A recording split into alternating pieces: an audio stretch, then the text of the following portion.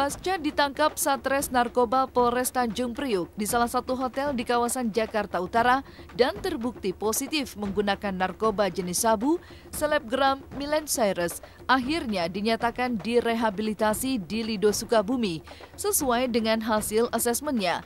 Sebelum diberangkatkan ke Lido, Millen harus menjalani prosedur protokol kesehatan dengan menjalani tes swab, yang mana hasil tes swab Millen dinyatakan negatif COVID-19. Maka 30 November 2020, Millen resmi dipindahkan ke Lido Sukabumi untuk menjalani rehabilitasi. Negatif Mas. Bisa dipindahkan ke Lido. Iya betul. Tadi siang sekitar pukul kita berangkat 12.30. Kebetulan dari kita yang nganter 4 orang anggota.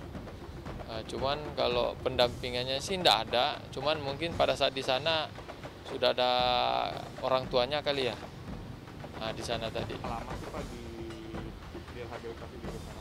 Oh, kalau itu tanya ke BNN ya. Kami tidak tahu, kami kan cuma ngantar dititipkan dari BNNK untuk pengantaran hari ini ke sana. Gitu. Sehat, bagus, ceria, nggak ada rasa khawatir, cemas, nggak ada.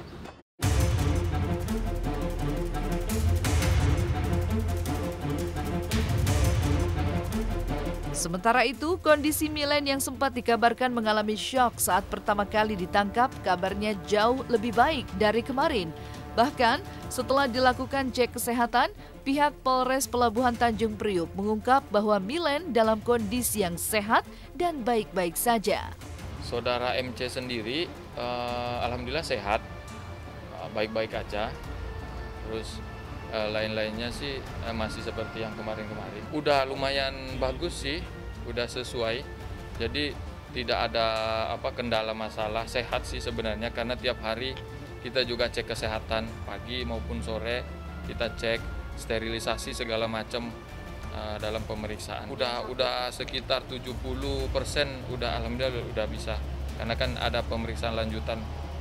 Jadi udah sehat menurut fisik ya. Kalau masalah pikiran kita mungkin ya masih agak shock dikit, tapi materi pemeriksaannya masih lumayan dijawab dengan baik. Masih sama, keluarga hanya datang membawa pakaian ganti karena kita kan tidak menampung dia membawa pakaian banyak-banyak. Bisa pagi sesuai ini aja, tapi kadang cuman sebentar ngantar balik pulang lagi. Pagi sekitar setelah apel itu jam berapa? 8.30. Aku tahu banget Millen gitu, kenal banget Millen gitu. Dia bahkan minum alkohol aja enggak gitu. Apalagi sampai kalau ibaratnya yang diberitakan itu barang buktinya kan sabu gitu ya. Sampai sabu tuh aku nggak expect dan nggak nyangka sih gitu.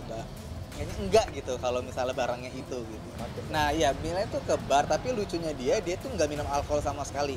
Jadi dia tuh karena dia kan terapi hormon gitu. Sedangkan kalau minum alkohol, rokok gitu-gitu kan jelek, nggak bagus gitu buat si terapi hormonnya. Jadi dia tuh bener nggak minum alkohol. Kalau di klub aja, Millen bawa gelas yang biasa orang pada minum isinya alkohol. Dia tuh kalau dia tuang ini teh Pocca green tea gitu, dia tuang di situ. Jadi sekiranya kayaknya alkohol, orang lihat gitu kayak alkohol. Padahal itu teh gitu. Itu sampai kayak gitu dia tuh nggak minum alkohol, nggak ngerokok gitu. Jadi ya kayak kaget aja sih.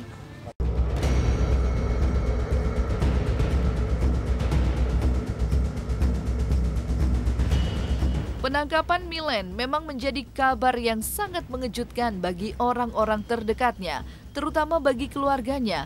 Bahkan kabarnya ibunda Millen sempat terkena serangan jantung dan dilarikan ke rumah sakit. Lantaran begitu terpukul dan syok saat pertama kali mendengar buah hatinya ditangkap polisi terkait dugaan penyalahgunaan narkotika.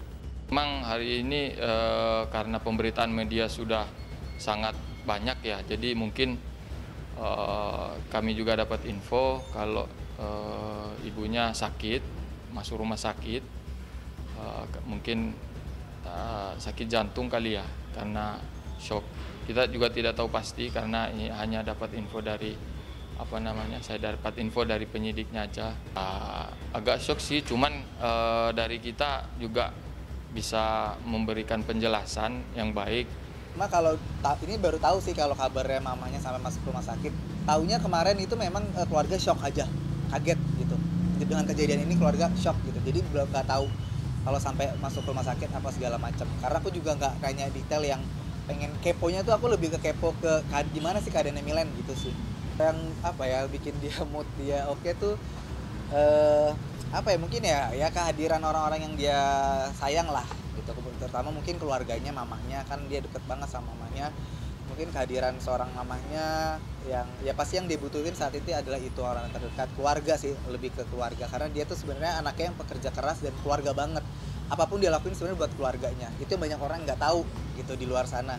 Dia kerja apapun itu sebenarnya itu benar-benar buat keluarganya, buat adik-adiknya, buat kakaknya, itu dia lakuin itu. Jadi kayaknya sekarang orang-orang yang bisa bikin dia moodnya balik itu adalah selain mungkin sahabat-sahabatnya, tapi paling utama adalah keluarganya sih.